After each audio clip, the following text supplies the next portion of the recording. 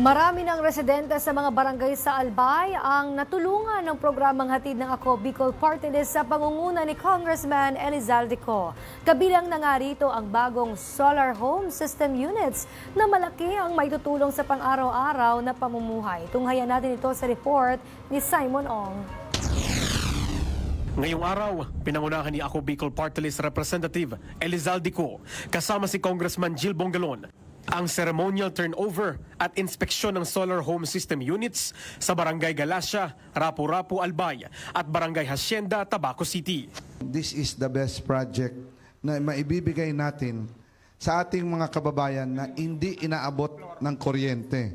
No, we want the President and the administration, the Speaker wants 100% energized. No?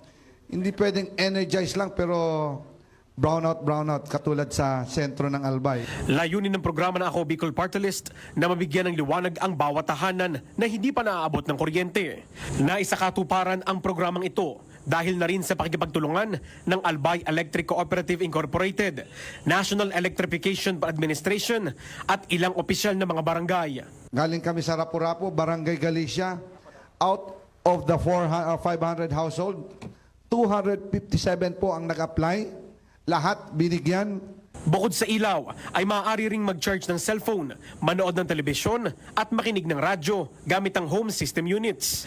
Malaki rin ang pasasalamat ng daang-daang residente sa tulong na kanilang natanggap mula kay Ako Bicol Representative Zalde Co. Pagkatapos ng programa ay nakiisa rin si Rep. Zalde Co. sa inihandang bodle fight ng mga residente. Para sa totoong balita sa Bagong Pilipinas, Simon Ong, Congress News.